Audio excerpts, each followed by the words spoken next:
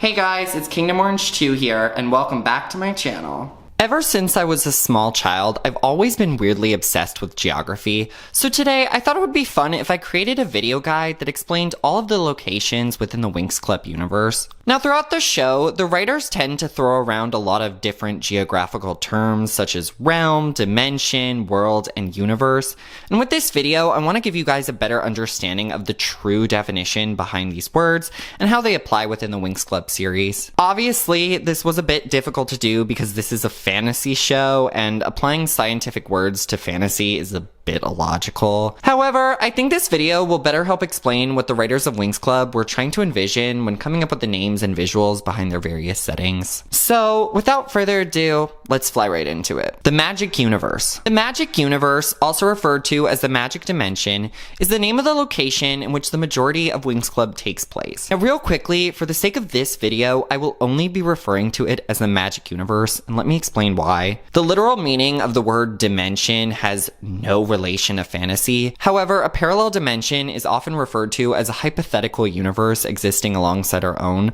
potentially with different physical laws, timelines, or realities, often explored as a plot device. However, since the show mentions multiple dimensions, which I will talk about and describe later on in this video, it's just much easier to refer to the entirety of the series locations as the Magic Universe rather than the Magic Dimension. Now, unlike our universe, which seemingly started 14 billion years ago with the Big Bang, the Magic Universe was created when out of the void arose the Great Dragon, a powerful deity whose breath created all of the celestial bodies and life in the universe. After the Great Dragon was finished, he chose to lie on the planet Domino, and when he eventually quote-unquote died, the Great Dragon left his magical power of the dragon flame to the future rulers of the planet. Throughout this series, we're introduced to a number of different planets and stars that exist within the Magic Universe. The majority of these planets share similar attributes, such as having magical beings which resemble humans living on them. Whether or not they're technically humans isn't something I want to debate right now, but regardless, for this video, they'll be referred to as humans. Humans, though, aren't the only life forms that live here, as in the show, we're presented with numerous humanoid species like mermaids and the pixies, as well as a wide variety of sentient plant and animal life. Also, while I don't remember exactly where this is stated in the series, I believe that every living thing in the Magic Universe has magic, but the strength and manifestation of their magic varies. Now, another similarity between the planets of the Magic Universe is that most of them are ruled by a single monarch who has reign over the entire planet and not just a kingdom like on Earth. This isn't always the case though, but I'll explain that more as I describe each planet in detail. However, the last point I want to talk about before we move on is the definition behind various other geographical words you will hear throughout the show. Oftentimes, characters will describe their home planet as their realm. Now, while realm and planet have different literal meanings, since the majority of planets are one realm, the words in this context are synonymous with one another. The other term I want to discuss is world. World has a wide variety of definitions and can mean one or multiple things, but to make it easier for me to explain it, when I say the term world in this video, I will only be talking about one thing. So a star or planet can be a world, but I would say that the Magic Universe is made up of many different worlds. Now, the last term I want to talk about is the word galaxy. Very rarely in the show, the Magic Universe is referred to as a galaxy, which is a system of millions or billions of stars together with gas and dust, held together by gravitational attraction. In Season 3, Stella takes Bloom to the Hall of the Universe in Solaria's Royal Palace, where she mentions that the display maps out all of the galaxies within the Magic Universe. However, since the name of another galaxy is never brought up in the series, galaxy is a word that I will try not to use for the rest of this video. Even though, technically, yes, all of the planets we know in the Magic Universe are probably all contained within the same galaxy. Magix. Magix is the most important planet in the Magic Universe and serves as somewhat of its capital. Since the majority of Winx Club takes place on Magix, we know more locations on this planet than any other planet that will be featured in this video. To start off, Magix is home to 3 schools: Alphea, the College for Fairies; Red Fountain, the College for Specialists; and Cloud Tower, the College for Witches. The capital of the planet is Magic City, a high-tech and futuristic place based near the schools where students will often venture bench or two for shopping or to hang out. If you head in the direction of Cloud Tower, you'll find Black Mud Swamp, a swampy marsh that is often used by the students of both Althea and Red Fountain for field exercises. Surrounding the swamp is Lake Rockaluce, the once spiritual home of Daphne, who is bound to the bottom of the lake. Daphne's home is also the location of the source of Cyrenix, which grants fairies Cyrenix powers after they finish their quest. In addition, the lake houses the Undines, tiny aquatic creatures who live in a village of air bubbles attached to different water lilies. Now, floating high above the lake lies Light Rock Monastery. This sacred temple is guarded by various knights and serves as a rehabilitation prison for those who have committed serious crimes. The exact location of the temple is unknown, so only an individual who is well versed in magic would be able to teleport inside, which is exactly the reason Lord Darkar was able to break in and free the Tricks. If you head back down to the surface of the planet and travel through the gloomy wood forest, you'll find Pixie Village. Ruled by Quinn Ninfia, Pixie Village is home to the Pixies, small magic creatures that have a very special bond to the fairies. The village also contains two very important magical trees: the Tree of Life, which houses all of the positive and negative balance of magic, as well as the Tree of Portals, which holds all the keys of the magic universe. In season 2, the Winx are sent by Faragonda to vacation in the Wildlands,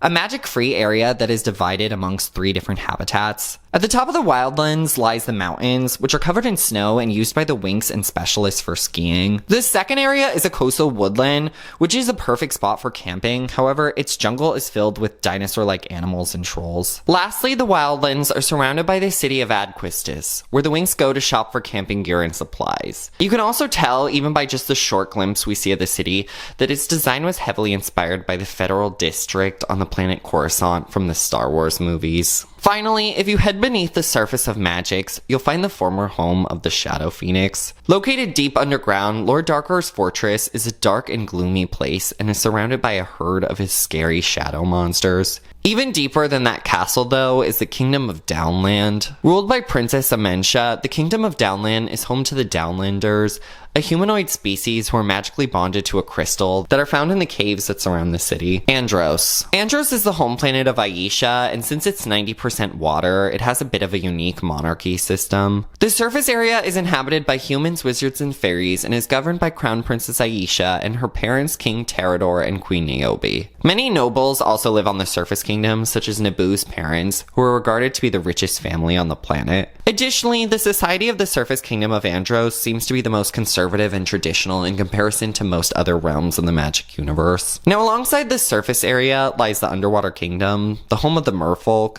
including the male tritons who have large dorsal fins on their back, and the female mermaids who possess wings that allow them to fly. A select group of mermaids are also the ones responsible for guarding an island which houses a portal to the Omega dimension. This domain is ruled by Queen Ligeia and her husband King Neptune, alongside their son Crown Prince Nereus and their daughter Princess Tressa. Nereus' twin brother is the former Prince Tritanus, who overthrew his father and temporarily turned his family into mutants before he was overpowered and placed in prison. Finally, Andros is linked to every ocean in the magic universe via an ocean gate, a magical portal which allows the user to swim through to another planet's ocean. Callisto. This planet is the first of a few in this video that we never actually see but are mentioned in the series. Callisto is the home realm of Princess Veranda, a girl who dropped out of going to Althea and whose identity Bloom assumed when she first arrived at the school. Now, when Tecna first meets Bloom, she mentions that Callisto is the 4th world of the magic realm's upper ring. However, since I believe that was just truly word salad and not a good indication of where Callisto's location is in the magic universe, I'm just gonna choose to ignore it. Weirdly enough, though, Callisto is brought up again in Season 8 when Obscurum asks Valtor if they can conquer Callisto's star because he doesn't want to swim underwater on Andros. Delona. Similar to Callisto, we never actually get to see Delona. The only thing we know about it is that Eleanor, a student at Althea, is their princess. Domino. Regarded as the most beautiful planet in the entire magic universe, Domino is the home realm of Princess Bloom, her older sister Crown Princess Daphne, and their parents Queen Marian and King Oratel. For a period of about 18 13 years, Domino was temporarily transformed from its usual vibrant state to a complete wasteland because the ancestral witches attacked it trying to look for the dragon flame. Eventually though, Bloom was able to defeat the witches and restore Domino to its former glory. Obviously the story is way more complicated than that, but I'll get into it a bit later when I talk about Obsidian. Now compared to the other Winx's planets, Domino is a bit boring, but within the royal palace there's a unique place called the Vortex of Flames, which houses a 5-headed dragon and is also used as a training ground for the keepers of the dragon flame. Diamond. Introduced in season 8, Diamond is a barren planet covered in ice and snow. The Winx and the Trix are sent to Diamond to retrieve the last prime star. And it's here through a series of flashbacks that we find out one of the craziest plot twists in the entire Winx Club show. Years ago, when Icy was a small child, she and her younger sister Sapphire were princesses of this planet. One day, while out playing, they are encountered by a shaman witch who demands to know the location of their palace. When Sapphire refuses, the shaman witch turns her into a fox and then continues on to transform Diamond from a beautiful and lush planet to a cold and bare one. Heraklion. Heraklion is the home planet of Crown Prince Sky, along with his parents King Arendor and Queen Samara, as well as his best friend and squire Brandon. Now, I didn't want to include anything from the comics in this video. However, in the comics, we learn that Heraklion is made up of multiple kingdoms. And with that in mind, this somewhat helps to explain how Diaspro is also a princess from Heraklion without being directly related to Sky, even though we're never actually given a name of her kingdom. Located on Heraklion is Avram, a city once destroyed by the ancestral witches where lost spirits would roam the streets. Luckily though, the Winx were able to restore it back into a thriving place after defeating the ancestral witches for good. Heraklion is also home to the Heraklion Institute, a college for fairies. There isn't much known about this school other than that the students all appear to be named after gemstones. However, the Heraklion Institute is probably the worst fairy school in the magic universe, because not only did 3 of their students drop out to join the Trix, but they also seem to allow repeat offenders like Diaspro to attend. Eros. Eros isn't actually shown or mentioned in the show, but according to the book Encyclomagia, this is the planet that Anne comes from. Anne apparently was only on Andros for a short amount of time before she moved back to Eros. And even though Aisha claims Anne was such an important childhood friend of hers, clearly she wasn't that important because Aisha writes how she still hasn't even been to Eros yet. Espero. In season 3, Valtor and the Trix go to Espero to steal their enchanted codes. This planet is known to be the most enchanted kingdom in the magic universe, and that before Valtor arrived, Espero always had perfect weather. Now, since the planet only appears for a short duration, there really isn't much to say about it. However, judging by the designs of the residents and the buildings, it appears as though Espero was heavily influenced by East Asian culture. Fallet, Orez, and Rot. In season 2, Tecna becomes suspicious after realizing that Stella mentioned how when she first met Professor Avalon, he had angel wings, but at Althea, he seems to lack them. Her suspicions lead her and Digit to the library, where they find a book called Anthropomorphic Winged Monsters, written by Sirius Facetious. The book states that when the 3 planets, Fallet, Orez, and Rot align, a creature of destruction will appear and spread chaos and doom across the magic universe. This discovery, along with some other research that I will discuss in a bit, leads Tecna and the rest of the Winx into believing that Avalon may be this creature, and they go and attack him. Fortunately though, we find out later from Farragonda that Sirius Facetious, the author of the book, was actually a comedian, and that Avalon is definitely not the creature of destruction. However, Griffin did mention to Tecna and Timmy that when these 3 planets have aligned in the past, their convergence almost brings some sort of bad luck. Also, Orez and Rot are literally just a size inaccurate Neptune and Jupiter. Hogar. Hogar first makes an appearance in The Secret of the Lost Kingdom when the Winx journey to the planet to find Hagen, the blacksmith who forged the sword of King Oratel and was also a member of the Company of Light. The planet reappears in season 6 when the Trix tie Hagen and his students up and steal the spells from the School of Magic Forgery. But luckily at the end of the season, they are freed when the Trix are defeated and the spells return back to the magic schools. Now, we don't see much of Hogar outside of Hagen's school, so the only observation I can really make about this planet is that it appears to have very rocky mountainous terrain. Coria. About 30 seconds ago, I mentioned how the Winx were doing research in the library about Professor Avalon. Well, their research led them into finding out that Avalon came from a planet called Coria, which 17 years ago was actually attacked by a winged creature when the planets of Fallet, Orez, and Rot aligned. However, this was more of a mere coincidence than a prophecy fulfillment, as not only was the creature of destruction not Avalon, but this alignment didn't lead to chaos spreading throughout the entire magic universe. Regardless, from the little we see of Coria in season 2, it appears as though it's a very cold and mountainous planet. Also, we're told that Professor Avalon did teach at the prestigious Malakoi Academy on Coria, but we don't see or know anything about it. It could be assumed, however, that the students of Malakoi Academy are paladins like Avalon. Linfea. Linfea is a planet where the people who dwell here have a special connection and adoration for nature. It's also the home of Flora, who lives alongside her parents Alyssa and Rhodos, as well as her younger sister Miele. You'll notice a lot more greenery on Linfea than most other planets in the Magic universe, as the citizens don't reside in developed cities or towns, but usually build houses amongst the trees and flowers. Since their houses are located so high up, people will often travel on the backs of giant ladybugs or petals to get around. The planet is ruled by Queen Rachel, along with her daughter Princess Crystal. Linfea is also home to the Linfea College, where nature fairies like Miele and paladins go to school together. One more thing I want to talk about Linfea is the Black Willow, a magical tree located in the cave on a mountain, where the waters that surround it flow backwards and have the ability to reverse time. Melody.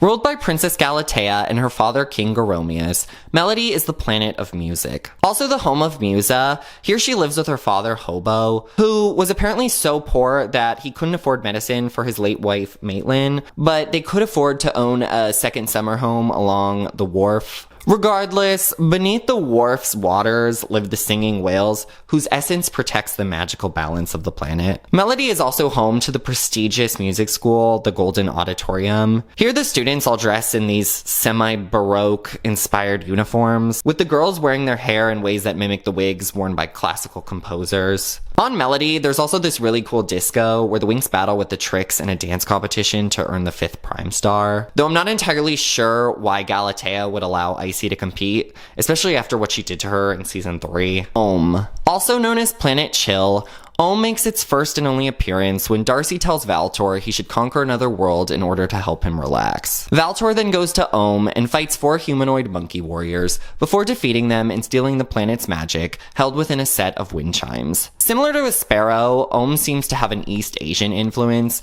based on its architecture, and a woman who's shown magically rearranging her furniture according to the principle of Feng Shui. Apositus. Apositus is a planet where total opposites are said to live together in harmony. This unique attribute shows up in many different ways, like how it's both sunny and dark at the same time, or how an opposite weight couple explains how they were perfectly made for one another. Valtor comes to Apositus in season 3 and steals their scrolls, which ruins the planet's balance and causes everything to be similar. In season 7, Kalshara and Berphilius come to Apositus to see if a lion cub who lives there is the fairy animal with the ultimate power. This turns out to not be the case, but Kalshara steals the cub's collar, mentioning how the animal seems to belong to the royal family. Also, the people who live on Apositus aren't human, but these weird half-human, half-puma hybrids. I honestly have no idea what animal they're supposed to be based on. Prometia. In season 8, we're introduced to Orion, a mysterious astrophysicist who tells the Winx that he is from Prometia, a planet currently dying to the core being drained from its star Iridia. The Winx try to rekindle the star's core, but after their attempts fail,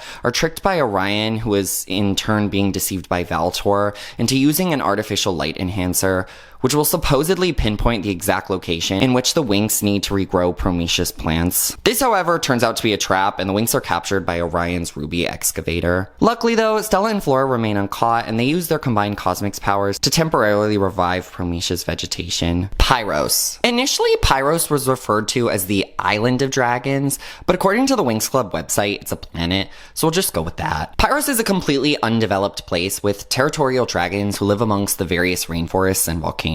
Bloom was sent here by Farragonda in season 3 to learn from the dragons on how to become stronger, but Bloom spends most of her time fighting to survive. Luckily for Bloom though, she eventually runs into the one human who lives here, a sorceress named Maya who teaches Bloom how to better connect her essence to the heart of the planet. Now Bloom and the rest of the Winx return to Pyros in season 7 when Kalshara steals a magic fire from a family of dragons who live inside of a volcano. But one thing you'll notice right away is that the Pyros that appears in this season is much less hostile than the Pyros in season 3, with the dragons in season 7 also looking more like giant lizards than the terracotta designs of season 3. Romulea. Nothing is really known about Romulea other than the monarchs King Winnetka and Queen Linley appeared at Herakleon's 1000th anniversary celebration. Judging by what they're wearing though, I would assume it's somewhat of an African-inspired planet. Celeria. Celeria is the home of Crown Princess Stella, her mother Queen Luna, and her father King Radius. As the brightest planet in the magic universe, Celeria houses 3 magical stars, or suns. But the way in which these suns work is a bit confusing to understand. In Season 5, when Tritanus destroys the Pillar of Light, it affects the first sun of Celeria. This causes King Radius to grow ill, but he insists to Queen Luna that he'll be just fine because Celeria has a second sun, whose essence is located in the steeple of the sun, a room housed in the royal palace. Based on the character's dialogue from this episode, it appears as though the first sun of Celeria is also the sun of multiple planets, including Domino and Magix, and that the second sun is just like a powerful booster to the first one. Celeria's third sun is named Lumenia, a star which I'll discuss a bit later on in this video. I would like to point out that Valtor does steal the sun of Celeria in Season 3. The appearance of that sun and the effects of him stealing it are much different from what happens in Season 5, so I guess we'll just have to count that as like a weird retcon by the writers. I also want to lastly mention that Celeria is home to a place called Muppy Village, which is inhabited by a bunch of craft gnomes who help provide Stella with everything she needs to sew a dress. What's interesting about these Muppies though is that these Muppies are the exact same as the gnomes from the show Pop Pixie. Zenith. The last planet we'll be looking at in the magic universe is Zenith. It's here where Tecna lives with her parents Magnethia and Electronio. Zenith is the most technologically advanced planet, which is highly evident in both its design as well as the citizens' culture and attire. When the Winx first visit in Season 5, Tecna explains how the planet is always cold because this type of climate helps maximize the function of the technodroids, which are flying robots with arms that do a little bit of everything. Weirdly enough though, this fact is completely ignored when the Winx go back to Zenith in both Season 6 and Season 7, as the technodroids seem to be functioning just fine under the sunny weather. Regardless though, Zenith is ruled by King Cryos, who doesn't appear to have a wife or children, but is often shown accompanied by his assistant, which clearly means that they are secretly lovers. Finally, beneath the oceans of Zenith lies Databridge Castle, which is an underwater palace guarded by 2 of King Neptune's Triton guards. I don't exactly understand who resides here, especially since mermaids are shown to only live on Andros, but I guess maybe this is like a summer home for Queen Ligeia and King Neptune. Stars. A star is a hot, luminous ball of gas and is usually responsible for providing a planet with the light and heat it needs to survive. In Winx Club, the stars of the magic universe play an important role in the Season 8 plot, where Valtor Obscurum and their henchmen of star yummies try to gain magical power by stealing the light from a star's core. Each star is also home to a different subspecies of lumen, which are magical creatures that give light to the core of the star they live on. Now in this show, the Winx travel through stars and walk around them, which wouldn't be scientifically possible, as if someone walked on a star, they would burn up instantly due to the star's heat. But I find it interesting that the Winx Raiders made their stars functionally and physically similar to planets, because it's not a way you usually see stars shown in fantasy TV shows. Coralia. The location of the 6th prime star, Coralia, according to Tecna, is an ancient star that belongs to an oceanic constellation. Coralia physically resembles a tropical island, and in the middle of it lies an ancient volcano which houses the star's core and is protected by giant lava golems. The lumens who live here are based on the culture of Hawaii, as not only do they greet the Winx with an aloha, but also wear Hawaiian grass skirts and leis. Gorgle. Unlike the majority of stars on this list, Gorgle is not located in the sky, but underneath the seas of Andros. The star provides light to the entire planet and is protected by a field of anemones who activate when they sense a threat. These anemones attack the majority of the Winx with their poison, causing them to fall asleep, but luckily Aisha realizes that the song of the underwater lumens will help calm the anemones down. Eventually Aisha creates a dry Morphix bubble, and the Winx are successfully able to use their cosmic's powers underwater to rekindle Gorgle's core. Hypsos. Hypsos is a star located near the Hydra, a real-life constellation whose stars make up 3% of the night sky. Valtor actually brings this constellation to life, and it begins to attack the Winx, who use a cosmic's convergence to defeat it. Now, one thing you'll notice about this star is that its design bears a strong resemblance to the lost city of Avram on Herakleon. Other than that, though, the lumens who live on Hypsos are kinda boring, so let's move on. Iridia. Iridia is the star that brings light to the planet Prometia. After the star's core is drained by the star yummies, Orion attempts to rekindle it, but ends up damaging the core to the point in which the Winx can't fix it with their cosmic's powers. Luckily though, Iridia is saved after Orion uses a piece of Sideria's star crystal to create a new artificial core for the star, Lumenia. The largest and most luminous star in the magic universe, which is also one of the three sons of Solaria, Lumenia is a kingdom ruled by Queen Durana, as well as the home of the Winx's Lumen sidekick Twinkly. Season 8 kicks off with Queen Durana sending Twinkly to find the Winx as she begins noticing that the cores of many stars throughout the magic universe have been weakening. The Winx come to Lumenia and help restore Durana's powers, which she uses to grant them the Cosmic's transformation.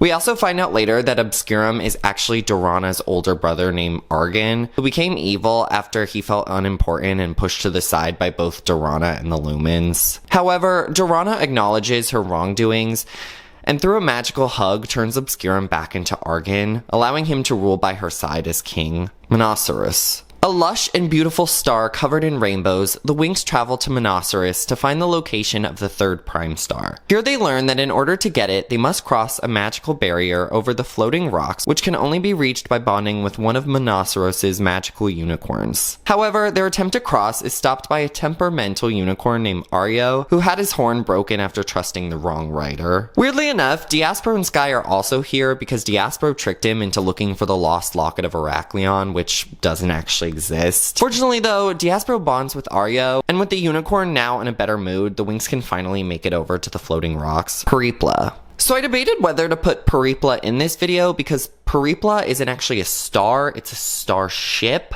But regardless, it does have its own unique species of lumens who live on it. These lumens, led by their captain, use their light to help guide spaceships as they travel through the galaxy. The core of Peripla is uniquely powered by a magical ruby, which was stolen by Orion, whose plans for saving Prometia initially involved stealing rubies and using them to save the core of Iridia. As we already know though, this plan is abandoned when the specialists and the Winx force him to return the ruby, as Peripla needs it in order to remain on course. Sideria. The last star on this list, Sideria is home to a tribe of part ogre lumens. On Sideria, there lies a hidden treasure, which Obscurum tricks the lumens into believing the Winx are after, before he goes on to completely destroy the star's core. When the Winx arrive there, they are ambushed by the lumens, but eventually they discover the hidden treasure of Sideria, which is a magical crystal tower that when activated with the Winx's cosmic powers, can be used as a substitute for the star's destroyed core. The lumens eventually apologize to the Winx and give them a shard of the crystal, which Bloom takes to Orion. Dimensions.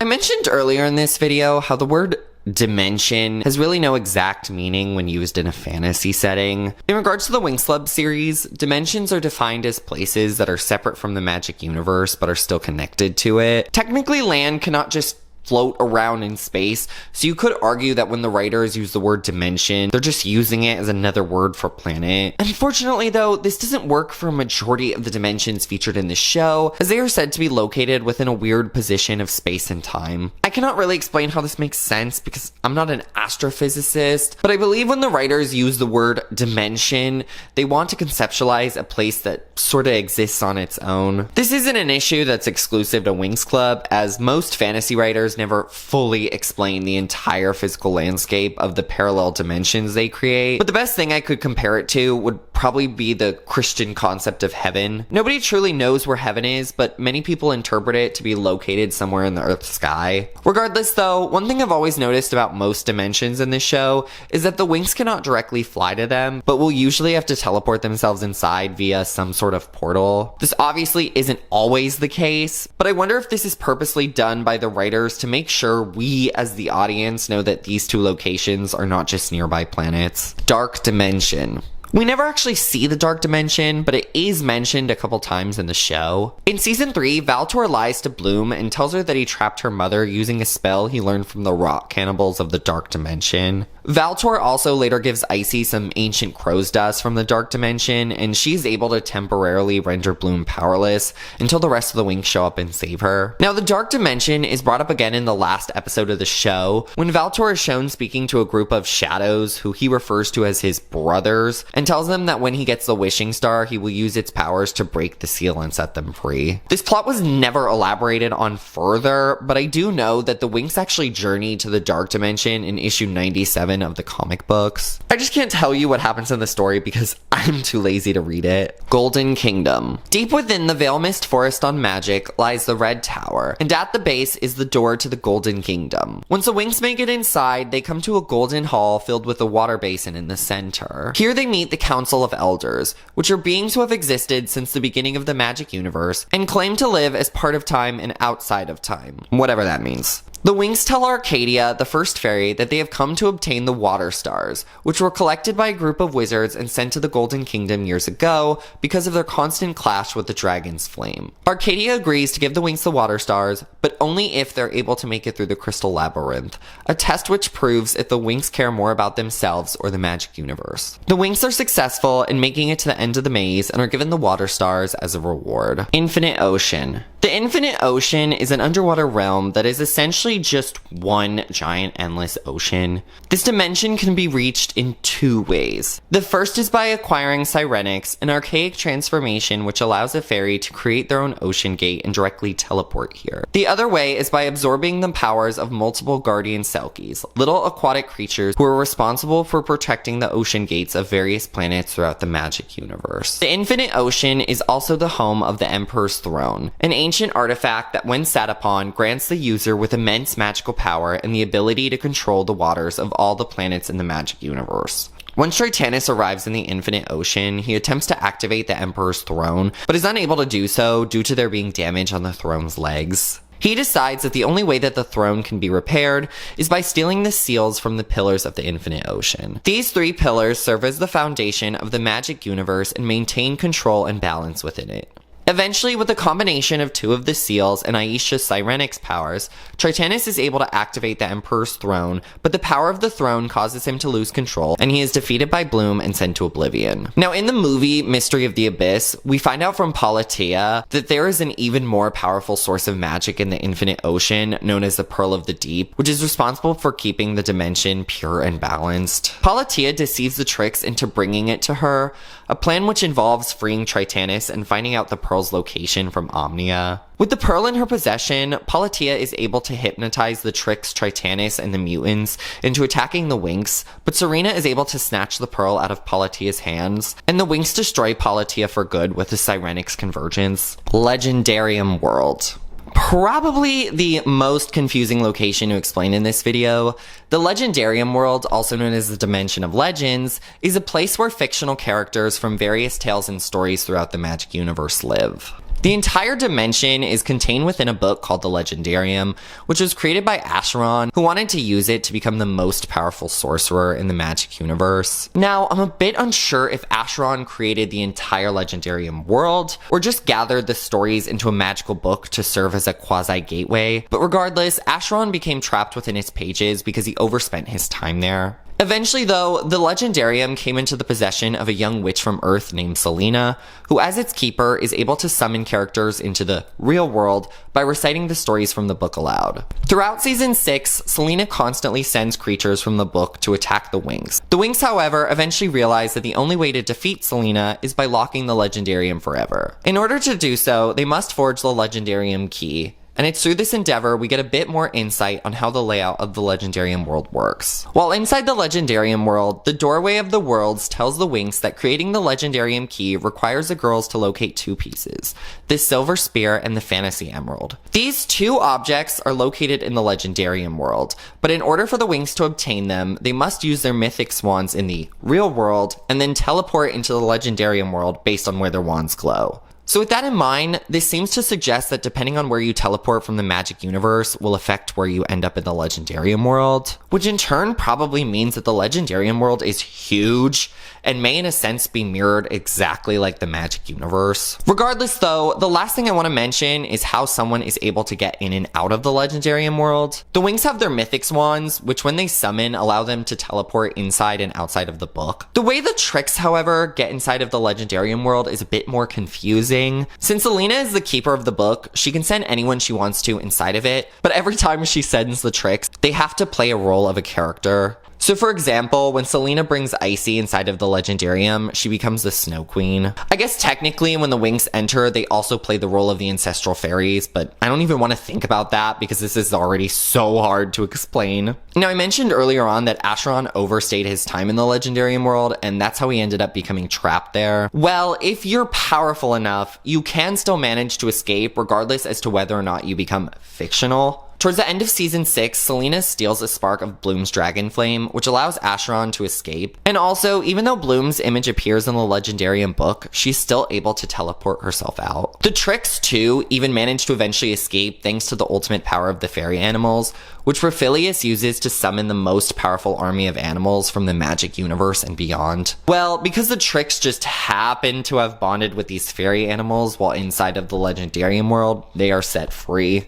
A bit of a dumb plot device, but they saved the end of season 7 from being an absolute bore. Light dimension. Just like the dark dimension, the light dimension is never shown but only mentioned in the show. Once every 1,000 years, a humanoid wishing star, which is made from sparks from the dragon's flame, passes through the magic universe, and if you're able to capture this star, it will grant you any wish. 1,000 years ago, Valtor tried to catch it for himself, but he wasn't able to because he claims that its power was incompatible with his own. Regardless as to why that doesn't actually makes sense, Valtor frees the Tricks from limbo in order for them to capture the wishing star on his behalf. The Tricks are successful in doing so, but during the process, the wishing star breaks itself into 7 different pieces, and the plot of the second half of the season focuses on the Winx and the Tricks competing to collect these prime stars. In the end though, the Winx and the Tricks combine their pieces of the wishing star, and Bloom makes the most vague wish of all time, that the Winx will have the power to protect the magic universe, which I guess means that no more villains will ever bother them. I don't know, the show ended after this season, so I guess we'll never truly know, will we? Limbo. In the finale of season 7, the Winx decide to trap the Tricks in limbo. Since this dimension is said to exist outside of space and time, the Winx use their Stone of Memories to send them there. When the portal to Limbo is summoned, it appears to be semi-sentient, as it generates limbs that pull the Tricks inside of it. However, just like every prison on this show, if you have enough magical power, you can escape, which is why Valtor is able to free the Tricks later on in season 8. Mini worlds. In season 7, the Winx are told about dimensions by their fairy animals that are located nearby but also very far away and are known as mini worlds. They believe that the ultimate power of the fairy animals may lie in one of these mini worlds, and in order to get inside them, the Winx are given their Tynix bracelets. Over the course of the season, the Winx travel to 8 separate mini worlds, which each have their own unique aesthetic and animal life. They eventually find the ultimate power of the fairy animals inside of the Adamantine mini world, which is contained within a crystal statue of a Digmole that sits on Faragonda's desk. Oblivion.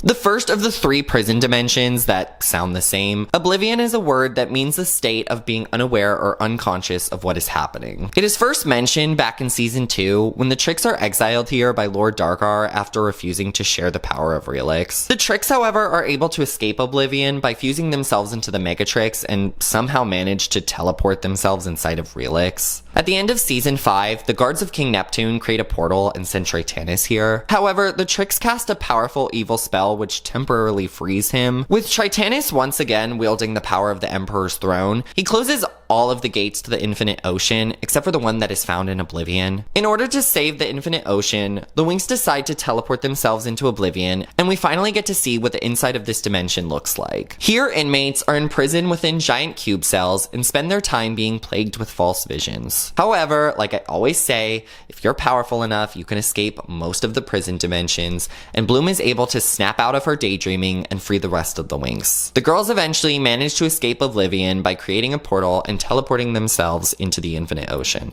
Obsidian. Known as a black dimension of ultimate fear and hate, Obsidian takes its name after a hard, dark glass formed by cooling lava. It's here where the bodies of the citizens, as well as the king and queen of Domino, remain trapped in stone, and is also the place where the spirits of the ancestral witches are held prisoner. Obsidian is said to be located far away from the magic universe, and in order for the Winx to get there, they must first acquire the key to the Obsidian Circle, which is found within the Tree of Portals in Pixie Village. While inside, it is said that anyone who enters Obsidian becomes lost within its darkness, and this darkness renders each member of the Winx unable to use their powers against the ancestral witches. Luckily though, Bloom is unaffected and is able to kill Mandragora.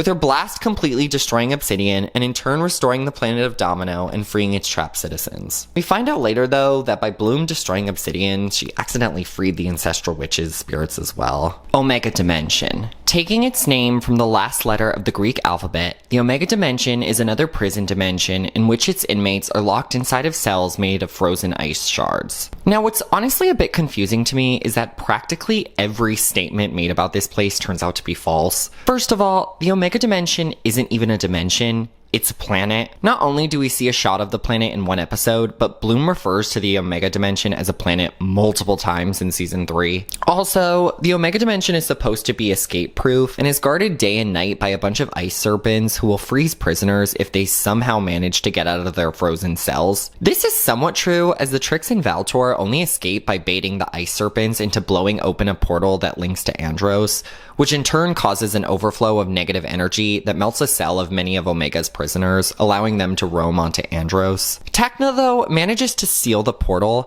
and when the Winx go to rescue her, they get the ice serpents to refreeze most of the convicts. Now, I know I've already said like 80 times in this video, but if you're powerful enough, you can escape most prison dimensions. However, I just find the security for the Omega Dimension to be weirdly terrible, because not only are the Specialists and the Winx able to just randomly land a spaceship here, but the Wizards of the Black Circle literally just teleport themselves to the Omega Dimension to hide from the Winx at the end of season 4. Relix. The dimension of Relix is pretty empty, as it only contains the ruins of a dilapidated building surrounded by a bunch of floating rocks. However, within Relix lies the ultimate power, which is something that Darkar is desperate to acquire. The way in which people can get inside of Relix is a bit confusing though. Darkar comes to Relix by first collecting all of the pieces of the Codex and then turns Bloom evil, as he needs her power of the Dragon Flame to not only respect the balance of lightness and darkness, but also to open the portal to Relix. The rest of the Winx, however, get here by just using 4 pieces of the Codex made by its Pixie Guardians. Also, somehow the Trix managed to teleport to Relix by merging into the Megatrix,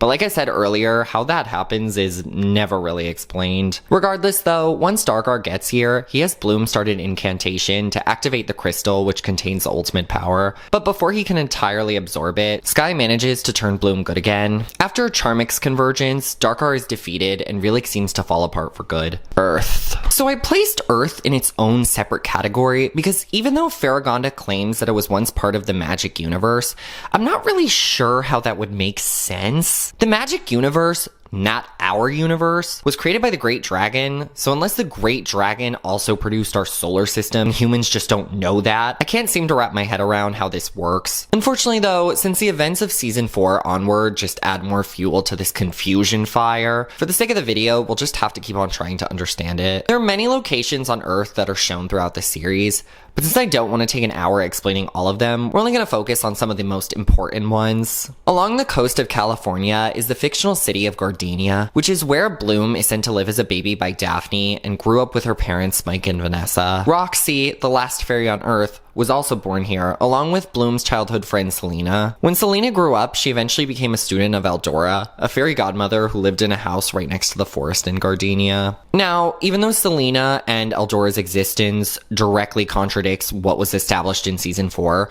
they are important characters in season 6, so I have to mention them. Regardless though, the Winx come to live in Gardenia in season 4, with their main mission of protecting Roxy from capture by the Wizards of the Black Circle. They are successful in doing so, and eventually go and free the rest of the Earth fairies that were trapped on Tir na Nog. Tir na Nog is a magical island located off the coast of Ireland, which served as a prison for thousands of years after the wizards stripped the Earth fairies of their wings and locked them away here. Nowadays, it's the location of Queen Nebula's castle, who eventually turned her palace into a school. The fairies of Earth don't just live on Tir na Nog though, as in season 4 we are introduced to various kinds of Earth fairies who each reside in a separate domain and are ruled by their own major. The first are the Arctic fairies, who live inside of the Frost Tower and are ruled by Aurora, the major fairy of the north. Then we have the Amazon fairies, who reside in the Amazon rainforests and are ruled by Diana, the major fairy of nature. Followed by that are the Rustic fairies, who live in the Sibillini Mountains of Italy. The Rustic fairies are a bit weird though, because not only are they like a weird fairy-goat hybrid,